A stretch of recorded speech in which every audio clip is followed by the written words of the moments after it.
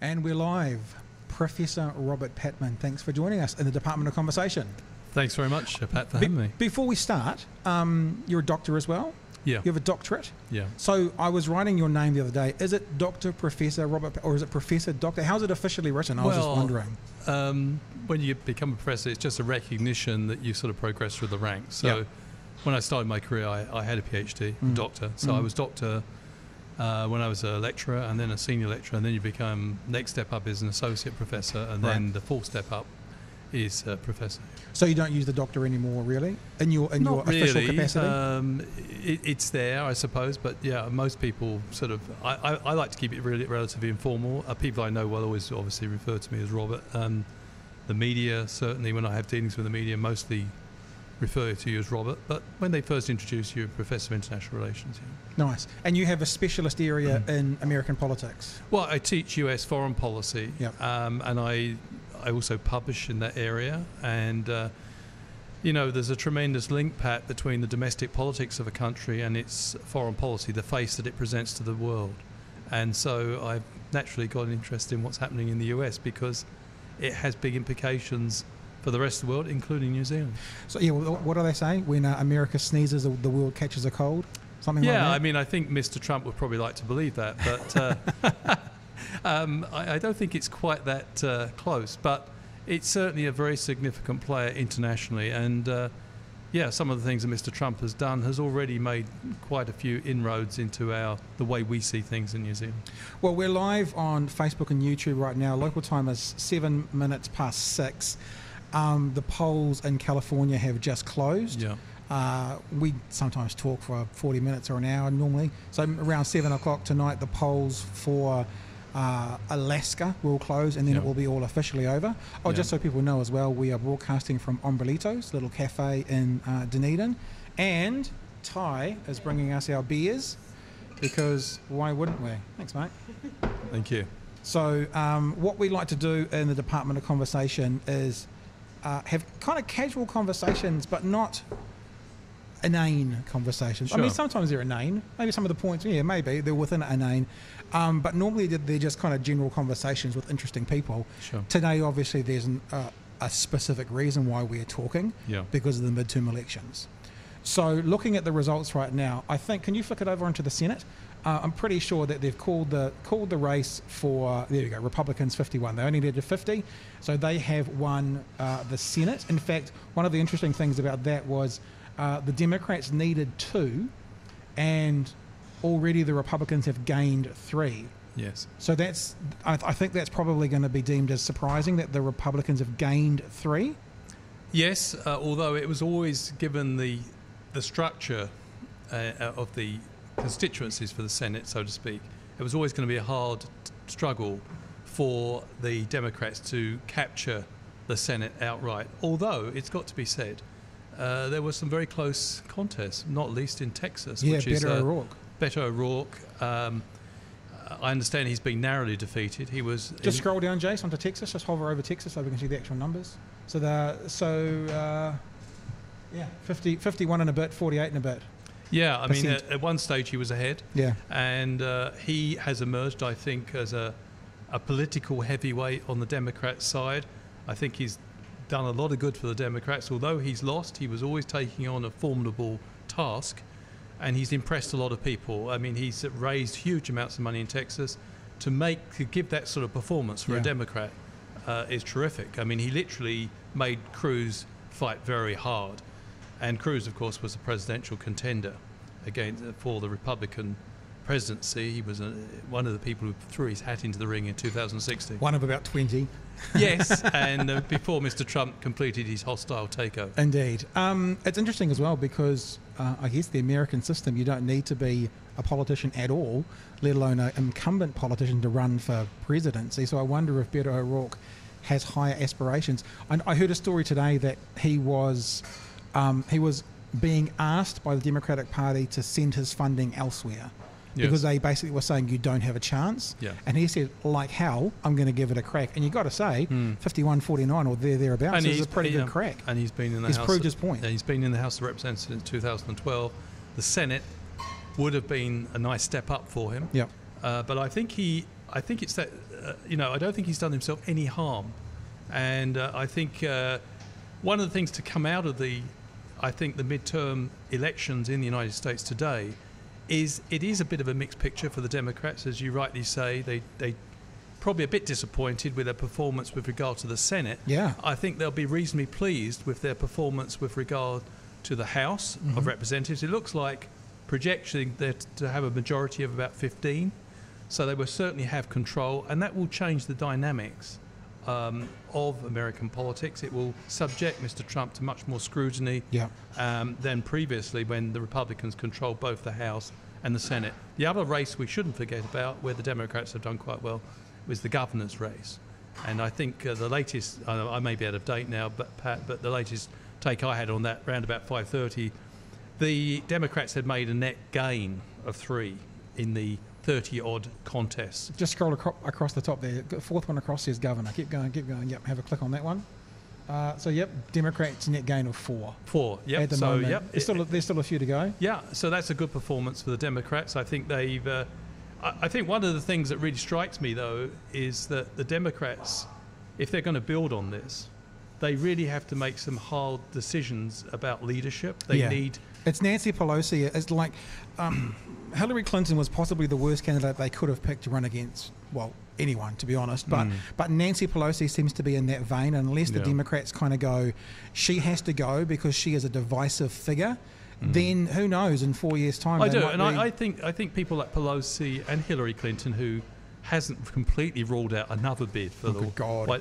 Hang on, I need a drink on that. Yeah, I think both Nancy Pelosi and Hillary Clinton, both given sterling service, I think it's time to make way for fresh faces. Not necessarily younger people, but people.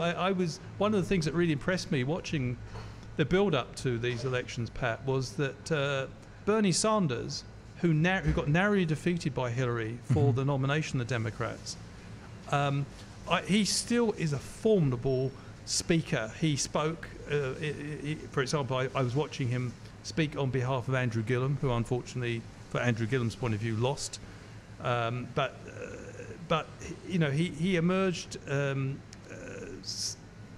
Sanders remains a formidable political operator, and although he may be only a one-term prospect for presidency, the Democrats have a chance to look at Sanders. I mean, Sanders, in my view, continues to put his finger on the 2 issues which are really important for any candidate running up against someone like Donald Trump. One is that Sanders has argued for a long time that big money dominates American politics, which rules out a lot of talented people in American society. And secondly, he continues to say that healthcare access should be a right, not a privilege. And he keeps making the point, usually to standing ovations, that most developed societies do recognise that. So I think he's got quite a lot to offer intellectually. And one of the things that surprised me, because I hadn't seen him really operate for a couple of years since he was running for the Democratic presidential nomination and was unsuccessful ultimately, he's retained his sharpness and his ability, I think, to affect and touch audiences, and that's interesting. But I do think one to look out for is someone we mentioned before, Beto O'Rourke. I think they do have to either... It might be a combination of someone like Sanders and O'Rourke, a joint ticket with O'Rourke really hoping, to be on the ticket as a vice president for the first 4 years, and then perhaps with Sanders perhaps stepping down. But maybe, the Democratic Party should be more ambitious and look to give someone like O'Rourke consideration for the presidential contest in 2020. One thing is quite clear. In the last 2 years, the Democratic Party has been pretty rudderless and leaderless, and Mr. Trump has got away with a lot. I know the Republicans controlled both the Senate and the House of Representatives, but nevertheless, you would have expected more from senior figures in the Democratic Party, particularly on some of the issues which many Americans have found humiliating. And, he's done a series of controversial things which really he hasn't really been fully held to account for. I think part of it is perhaps you see that between their corporate interests in America, the left and the right maybe aren't so far apart. They've got similar donors, they've got similar places they go after politics to earn money, but there is that wave coming through. It's funny talking about Bernie Sanders. Gosh, he must be mid-70s now. Yeah, I think he'll be 76 in 2020. So he would be an octogenarian president if he was to run and win within that term. Think about him as a new wave at that age, but the people but intellectually, him, I think he is. Yeah, totally. Because a lot of the young people are, one of the things I found fascinating watching the struggle for the nomination of the Democratic Party in 2016 was the fact that Bernie Sanders was drawing huge numbers of young people, and I actually think a lot of them became quite disenchanted and almost demoralised by the fact that it was quite clear the Democratic Party establishment had no time for Bernie. Yeah, and they basically screwed him out of a fair fight. And I think it would have been a magnanimous gesture. We can always be wise in hindsight, but I think when Hillary got the nomination, Hillary Clinton, she probably should have invited Bernie to be her running mate then. I think that would have galvanised a lot of people. But anyway, it's easy to be wise off the event. It is. The other thing is the House, if we can flick over onto those House results, although I noticed there was projections made when the Democrats had 140 seats and the Republicans had 150, that the Democrats had won. So they obviously projected it well out, and now it looks like they're going forward. And I guess you could say it's not confirmed yet, but it's projected that they're going to win, which means now, and I thought maybe we could do this, we could explain a little bit how the system works as well. So the House is going to be Democrat, the Senate is going to be Republican, and obviously the President is going to be Republican. Yes. When laws get passed, they have to go through all three stages of government. Yes. And that's going to be the problem for Mr. Trump. Yes, Mr. Trump's going to... let's be quite clear. He's not exactly flavour of the month even amongst the Republicans. Yeah. And nevertheless, he won the nomination, and many Republicans will be quite impressed by the fact that he's come out of the midterm elections by managing to hold the Senate. Trump has dominated the midterms. He's been fully involved. He's made, in retrospect, quite decisive interventions in a number of key Senate seats. I mean, when he particularly intervened in the seat we were talking about, Texas, he went to support someone he used to call lying Ted Cruz. And he talked about how ugly his wife was, and he said that his father was involved in the assassination of JFK. But now all is forgiven. My goodness. And he did say that Beto O'Rourke would turn Texas into another Venezuela, and I don't know if that had any impact. It probably didn't, but he has been a polarising force, and I think that may have helped to somewhat dampen down some of the lukewarm feelings that many Republicans have. But on the actual management, what does this mean for the White House? I think it means that Mr. Trump will be going more on the defence rather than being on the offence. I mean, one of the things that's really noticeable about Mr. Trump's first 2 years is that not only has he rescinded a lot of the measures that the Obama administration put in place, but he's signed a lot of what's called executive orders, and he's been on the front foot. He's dominated the debate to some degree on immigration. I think what we will see now is that some of what Democrats might see as conflicts of interest and less than scrupulous behaviour in office may be called out a lot more.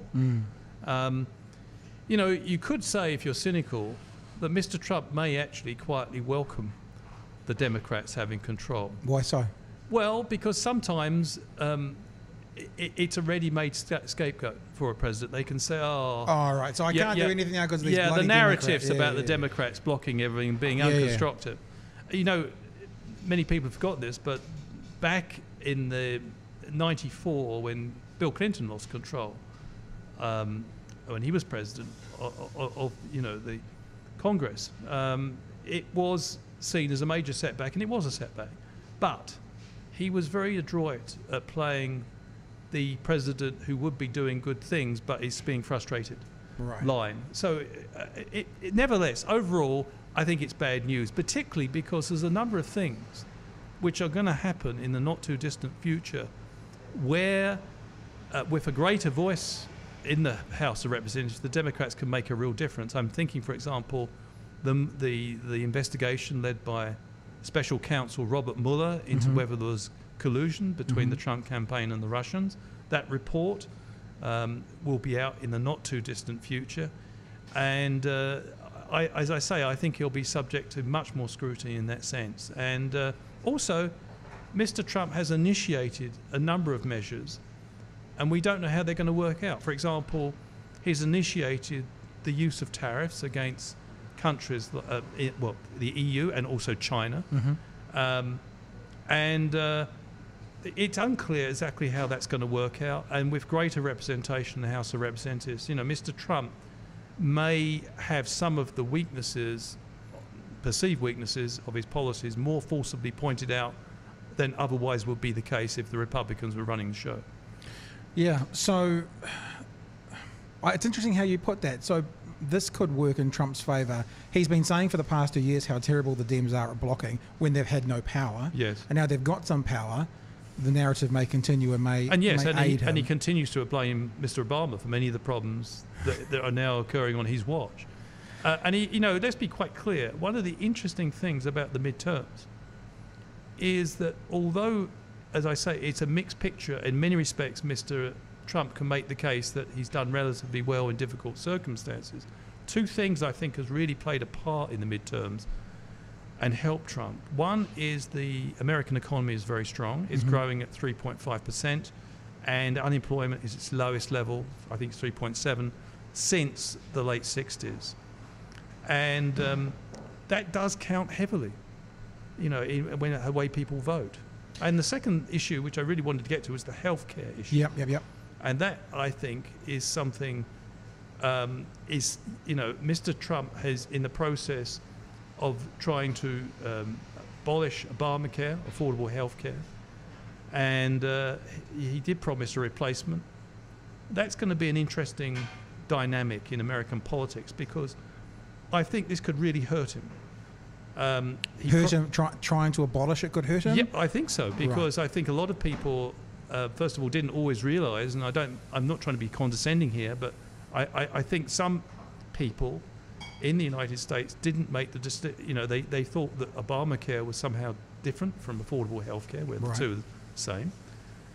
And, we are talking about the removal of health cover from upwards of 20 million people, which is significant.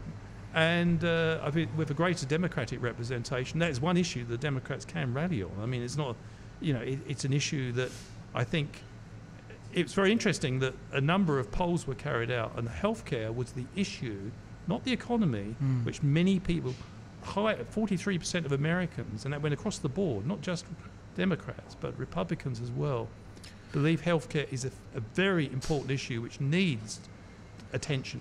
What I don't understand in the American system, and it's interesting because it's sort of, I guess, in every system on some level, is the spin that's then believed absolutely without question. And healthcare is one of those ones that I always think about, because I go, we've got public health in New Zealand, but we also have insurance. And it seems that the narrative in America is, if we go down this path, then all the private healthcare is gone and we'll turn into Venezuela.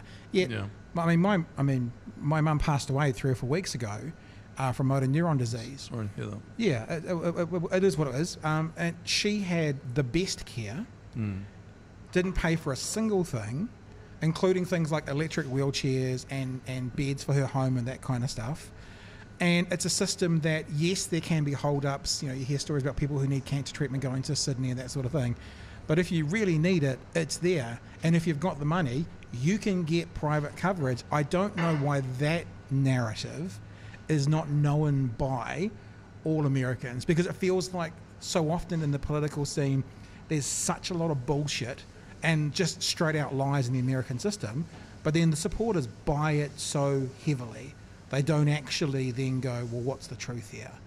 And it flummoxes me, because I know every politician does it, but it seems to be particularly active in America. Yeah, but I think the short answer to your question, Pat, and I think it's a really important question, is US exceptionalism. This is this informal ideology that America was the world's first democracy. It's the shining city on the hill. as they see it. And US exceptionalism, every country believes it's exceptional. We in New Zealand believe we're exceptional. But what's different about US exceptionalism is that the US believes not only is exceptional and it's got distinctive characteristics, but it believes politically it is an exemplar for the rest of the world. It believes that is the model. Now, to give you an example of how deep this runs, when Bernie Sanders said to his advisors, when he was running for the nominee, at the beginning of his campaign, when he was unknown, this senator from Vermont, in May 2015 and early 2016, he was having a discussion with his advisors, and they were a very small group. I'm going to raise the issue of healthcare and its deficiencies in the United States. They said, Bernie, but don't make any foreign comparisons. And he broke the glass ceiling on that issue. He said, I'm going to. I said, I don't mind if it has adverse consequences. I think this is a really important issue. So Sanders, in his campaign, he started making comparisons between the deficiencies of the American healthcare system, the excellent publicly owned healthcare system in Germany, for example, and Norway and other countries. And he got standing ovations. And his advisors were bewildered because in the past, comparisons with other countries is a bit of a no-no. And I think one of the reasons, coming back to your question, why aren't Americans more conscious that their system in healthcare terms is very expensive and also probably not the most efficient. Most expensive per capita in the world. Yeah. Yeah. And why aren't they more critical is because I think to some extent this informal ideology that because it's in America it's the best. Right. For example, we're number one. When Mr. Obama tried to introduce affordable healthcare, they managed to keep a straight face in the process, but he was accused of moving towards the failed socialist system that the British use, the national healthcare system. Because that's terrible. NHS is just shocking, isn't it?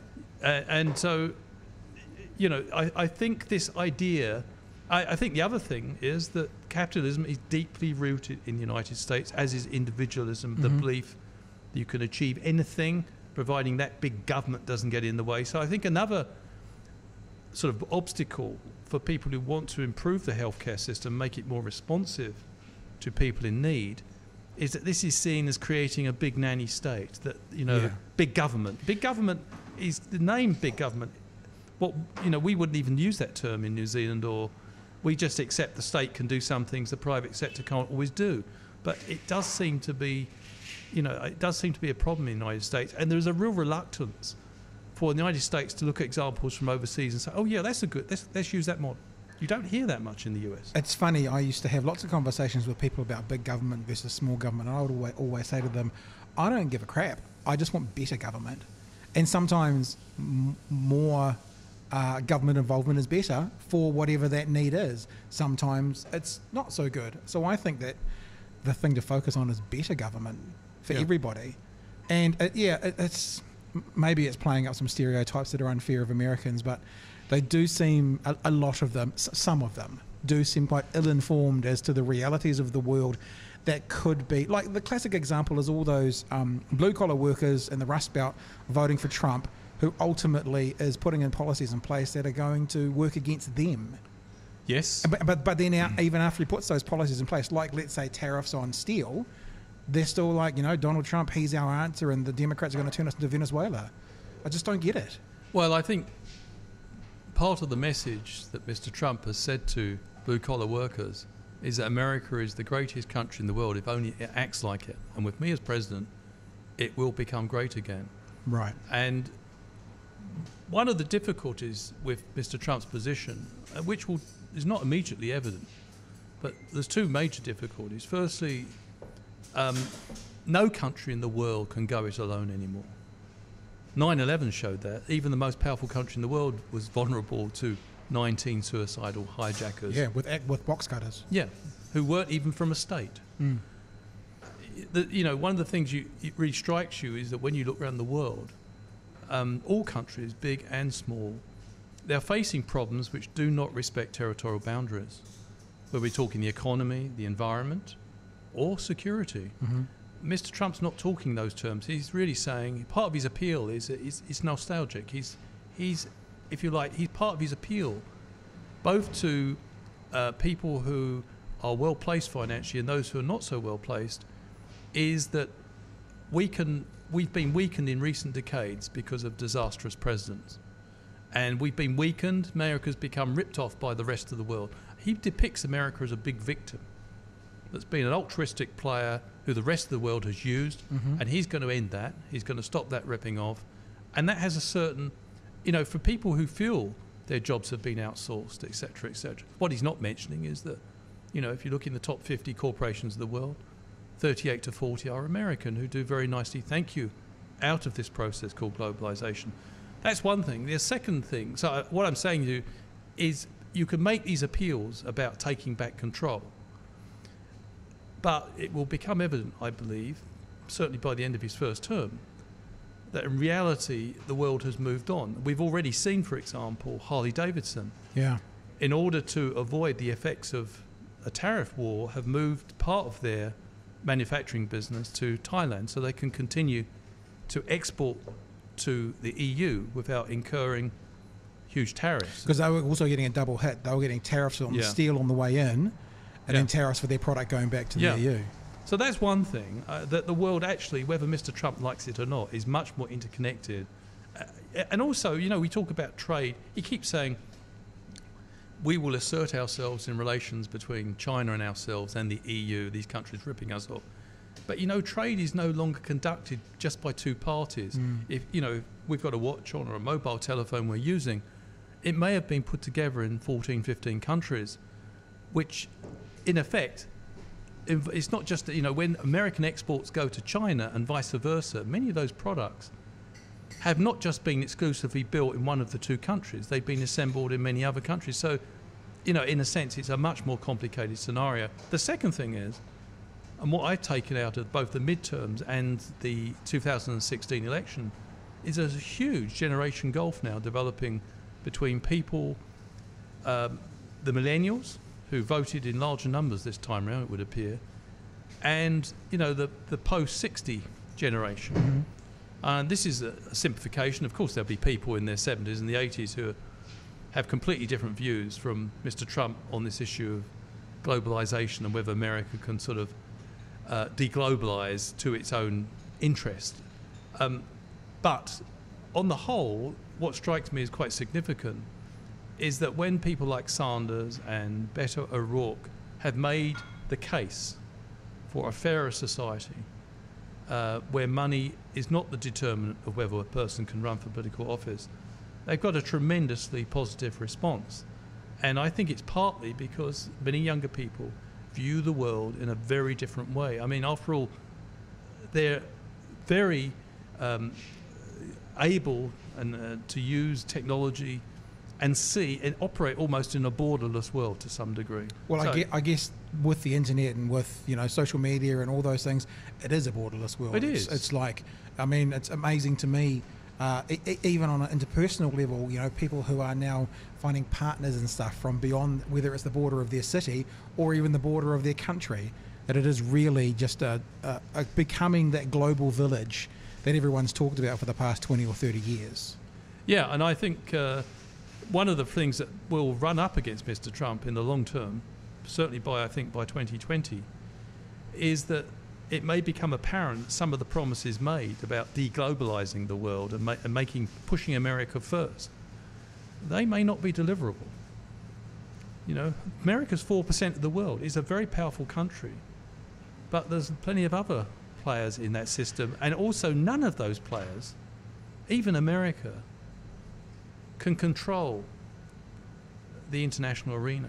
But then the question would be, as Trump did so well in the last election, controlling the narrative, if that does happen, will the narrative be, you need to get me back in because the Democrats have caused this now that they have some power, or will the public look at Trump and blame him for that? And that's, I guess, maybe that could be the next election kind of campaigning. Well, I think it's a really good point you've raised, Pat, because I think part of the narrative behind the midterms, and I suspect it's going to develop even further in the next presidential election in 2020, has been a battle or competing visions of patriotism.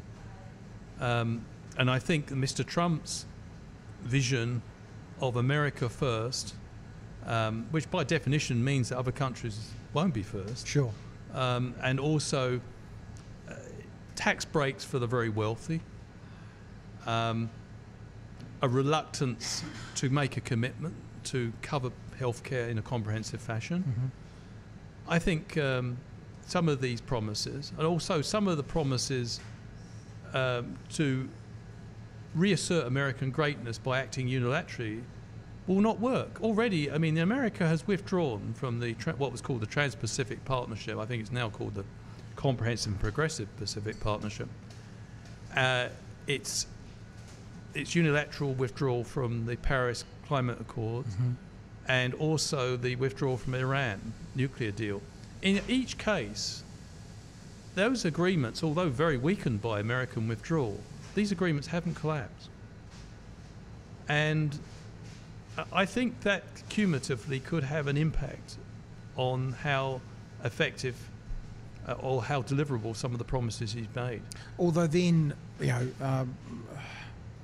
political person X, Mr. O'Rourke, whoever it's going to be, who is the next president, then just calls all those people the first day and goes, I want to sign back up again. So it may not affect America too much in the long run. Well, I think the challenge is, we've heard Mr. Trump's definition of patriotism. He calls his enemies, particularly in the media, enemies of the state. I think the challenge for the Democrats is to develop an alternative but robust narrative of patriotism. One which American values about human rights and about inclusion. This is a country built on immigration. Totally.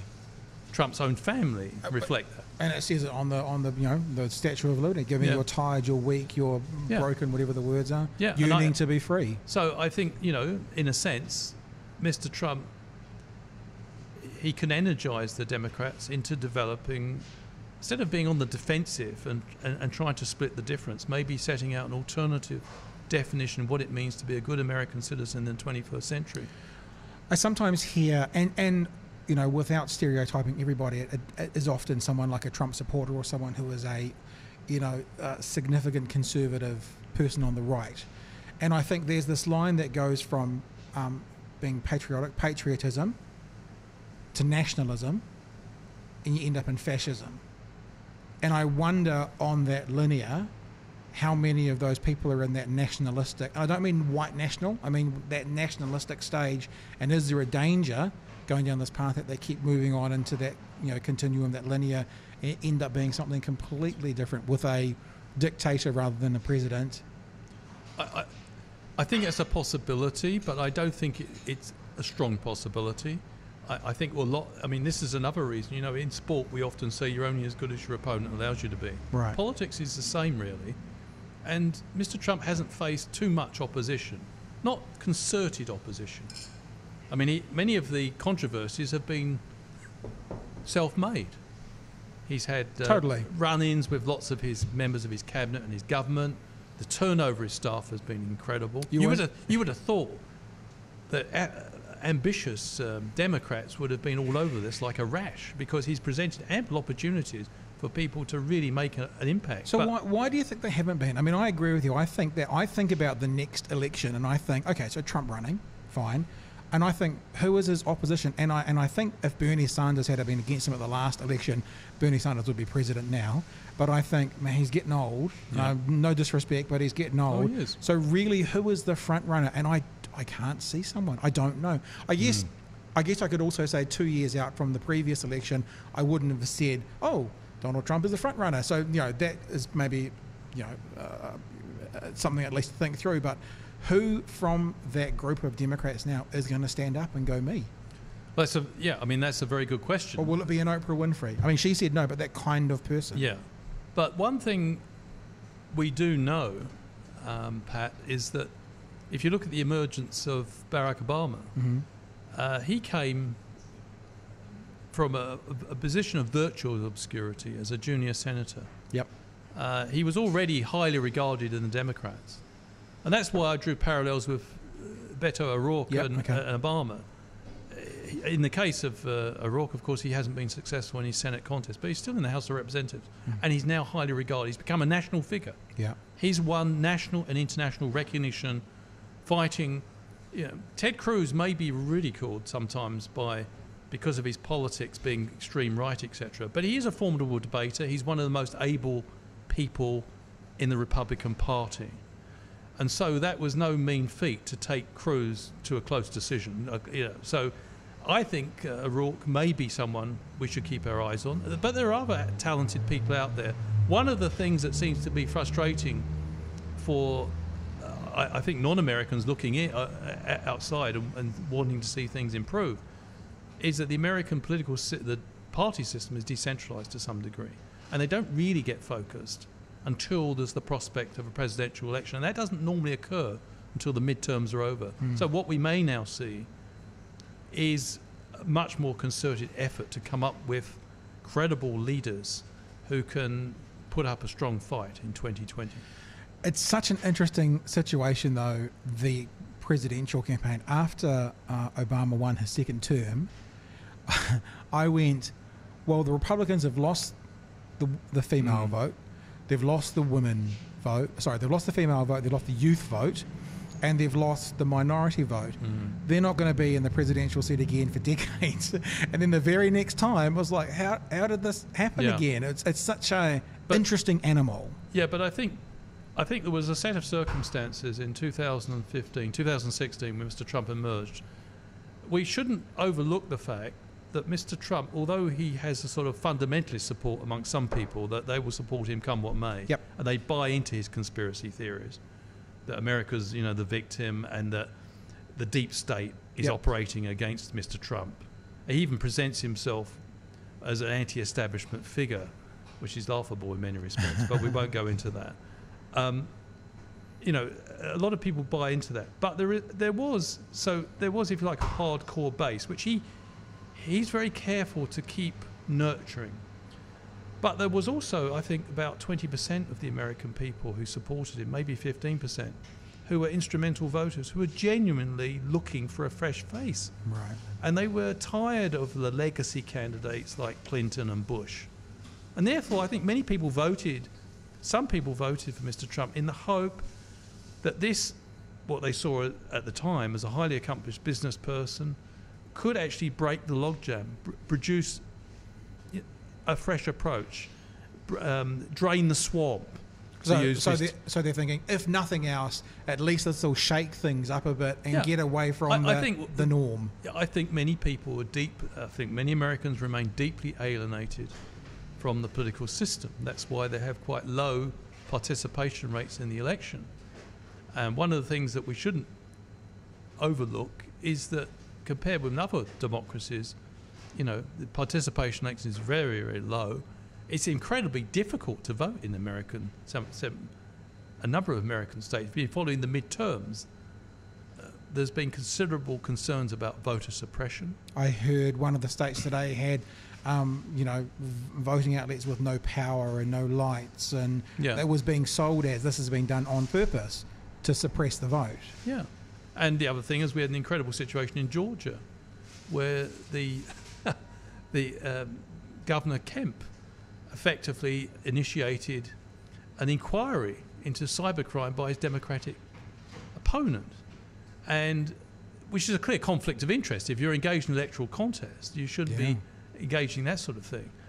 But the Democrats have to work with the system. But what I think is striking is that the Democrats, I think, do have to develop an agenda to make American politics more accessible to more people. Well, and also what the right does very well is get on message. Yeah. And Trump was the best at it, build the wall, lock her up, they have a way of doing it, make it MAGA, make America great again. Yeah. He was maybe an extreme version, but in general, the right seemed to be a cohesive unit. And the best example of that, maybe Jay, you can Google it, is when Ted Cruz had just been annihilated by Trump, told that his father was a murderer and his wife was ugly. There's a photo of him online somewhere where he's doing telephone polling for Trump, and he looks like the most depressed, most forlorn, sad man there has ever been. But in the long run, he was on message. And there's a photo of him somewhere, and it's got a picture of him. He's actually literally on the phone doing phone polling for Trump. And honestly, he looked like he was about to commit suicide. It was just the most depressing photo. But he's on the right, and he got on message. And the left seems to be where it's fractured. The left seems to be off message or different messages or not able to be as cohesive as the right. And as you're saying, it's like the narrative, the left needs to have that clear, I'm not saying 3-word lines like Trump did, but that clear narrative that everyone's on board with to say, this is us now, we're moving forward. Because that's what the right does. I mean, I talked about this in the weekend with Jeremy Elwood. For the last 30 years, America's been a left-wing country. There's only been one political year, which is the second term of Bush, that they've won the popular vote. Which means there's something that they favour the left over the right, but the left is a shambles. It's a shambles, I don't say everywhere, but a lot of places in the world there is a chance that the right will be more organised and more ordered and more ready to go, and the left will be a little bit in disarray. Yeah, and I think the Democrats, commentators like Dr. Jonathan Simon and others, have pointed out to the breaches of electoral law, the irregularities that go on, the suppression of votes. And the Democrat leadership has been very reticent to call it out.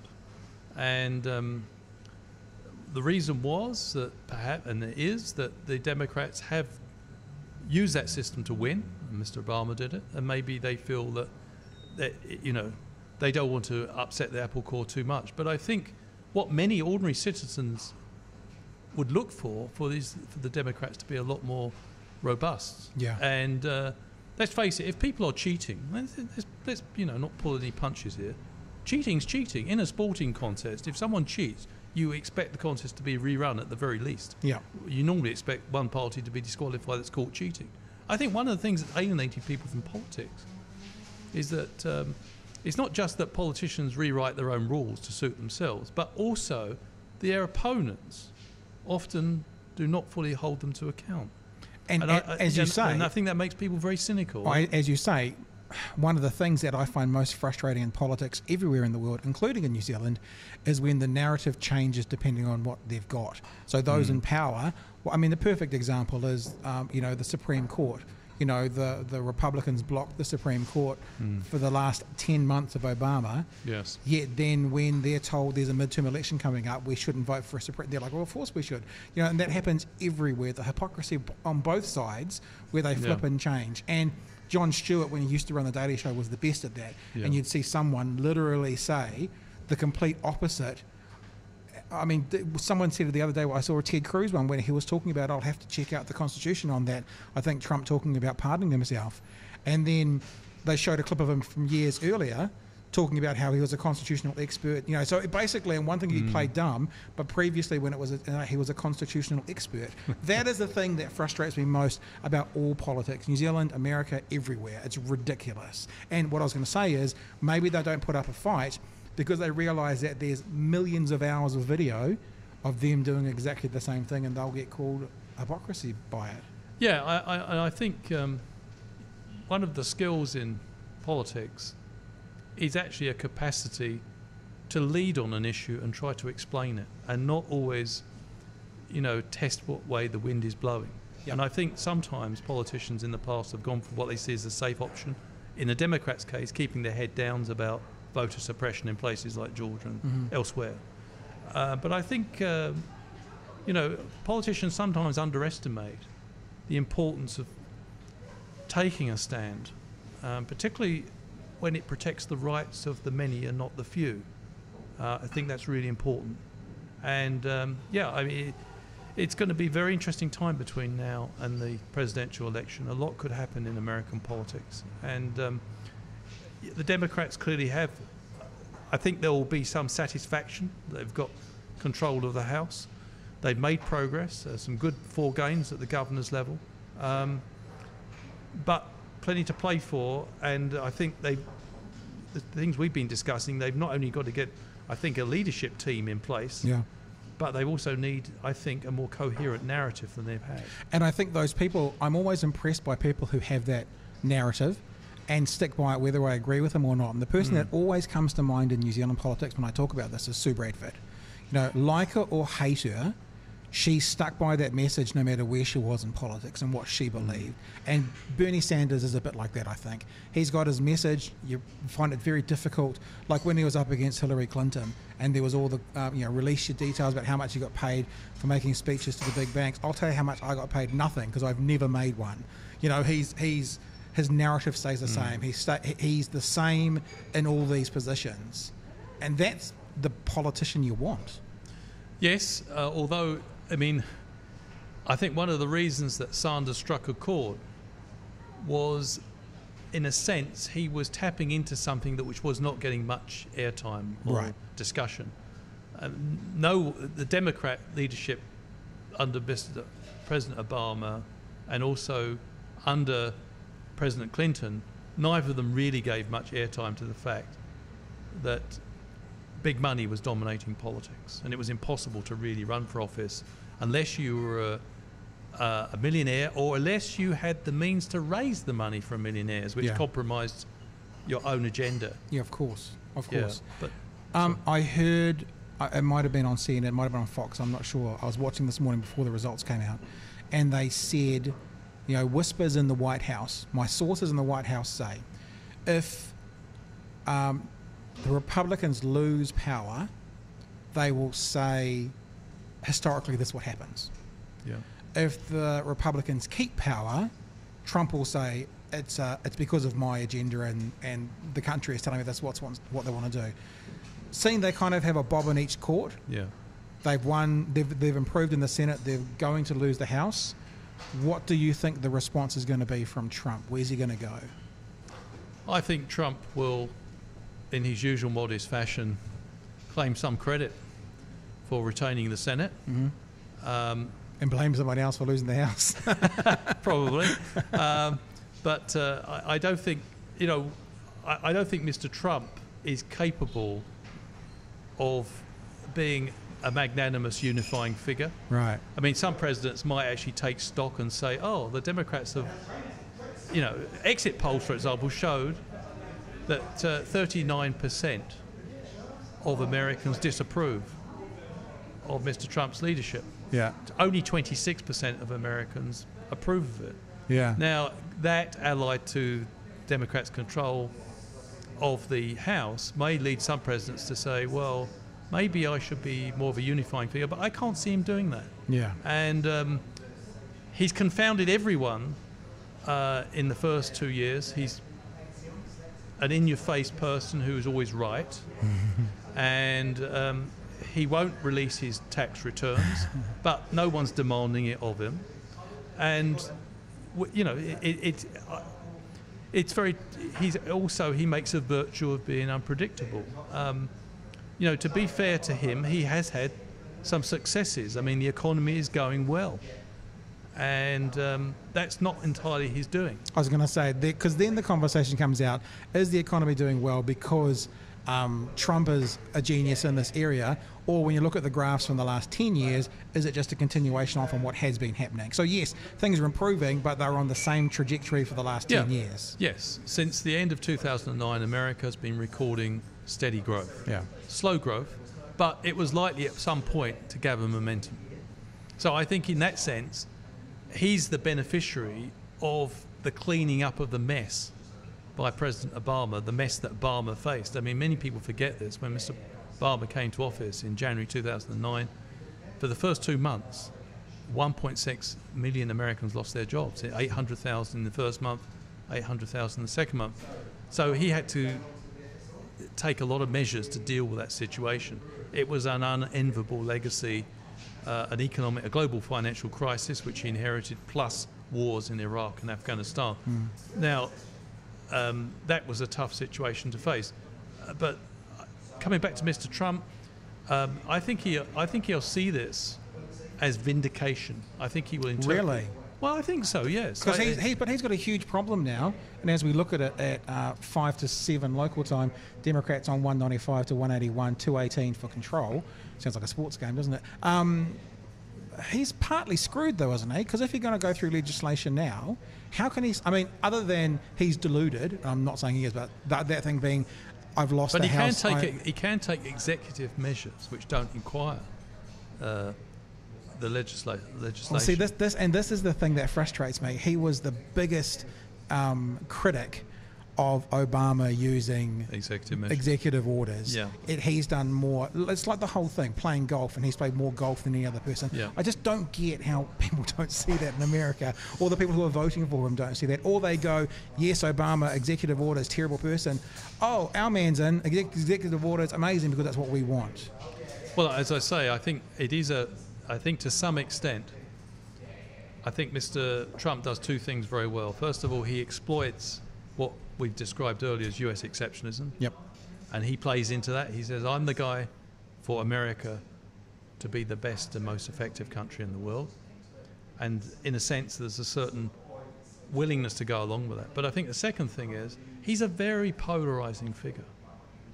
And I know I'm stating the obvious here, but I mean, he doesn't pull any punches. He's shameless.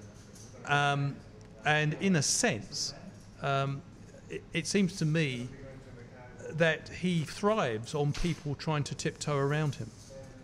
He needs robust opposition. Right. And whether he gets it or not is another matter. So far, he hasn't really had it hasn't had that sort of resistance from the Democrats. Jace has just found a graphic, if you bring that up, Jace. Trump on track to have more executive orders than any other president in the past 50 years. Look at Obama, that second line down compared to him. It's ridiculous. Well, one trend, Pat, may be with the Democrats' newfound control of the House, that may gather momentum even more. Yeah, so when he has an executive order, it still has to be signed off, is it by the Senate? Because executive orders can be blocked, though. Yes, they can. Well, I think it's unlikely. But, clearly, I don't think Mr. Trump would want to overdo it if he's sensible, but he has used, as you that graphic showed, executive orders quite excessively, often to rescind previous legislation. Right. Without always replacing it. Okay. Which means that you've got, a sort of unsatisfactory situation, but yeah. So we're coming up to 7 o'clock local time, which will probably let you go home. Just before we head off, though, seeing we have been very, very much talking about, obviously, the reason we're here is the midterms and stuff. Taking the House will make life more difficult for him, but there are ways around that for Trump. Yeah. Does this mean anything? Does taking the House for the Democrats, does this mean anything on a global scale? Does it mean anything, even though you're specifically for New Zealand, in the political world? I think it could do, because it makes a difference, I think, Pat, because in politics, whether it be American or New Zealand politics, it's not often what is your manifesto or your agenda that counts. It's how you react to unanticipated events. Mm-hmm. We saw that with the Bush administration with 9/11. That event transformed the administration when it was in deep trouble. Yep. Mr. Trump has set in motion a number of events. He's got a looming trade war with a number of countries. It's now taking place in a context where he will face greater scrutiny and more vocal resistance, I believe. And that could change the parameters of the debate in the United States. It does have implications. We in New Zealand, and I think this is a bipartisan thing to say, because I think National and Labour have pretty similar foreign policies. We have a Labour-led government at the moment. But Mr. Trump has been directly attacking the national interests of New Zealand. He's been seeking to undermine the rules-based order. He's been seeking to undermine, for example, an institution we always support, which is the United Nations, but he's also sought to undermine the World Trade Organization, which is a very important organisation for New Zealand, because it creates a more level playing field for smaller parties. We've been involved in 6 trade disputes since the mid-90s. We've taken to the WTO and we've won every single one of them, including with Australia, a near neighbour. That's how we got apples into Australia after 80 years of trying. Yeah. We did it because we took them to the WTO. What he's trying to do is to dismantle. He makes no bones about it. He's in the process of weakening the WTO because his view of America on the international stage is to remove international impediments. He'd rather be in a situation where there's no organisation which upholds the rules for international trade, where it's a free-for-all, because the biggest can always look after their interests more effectively in a free-for-all than the smallest. So we have quite a lot at stake in this. We trade with more than 100 countries. It would be nice, from New Zealand's point of view, if Mr. Trump's instincts to dismantle the international rules-based order are restrained because the Democrats start doing their stuff in the House of Representatives. Very good. Well, I think it's an interesting place to leave it, and to wrap up with how it could affect us in the world. Professor Robert Patman, thank you for coming in. I really appreciate it. Thanks, Pat. It's a pleasure. Coming in for a beer and a chat, that's what we do. Couldn't miss a beer. All right. Thanks very much. Thank you.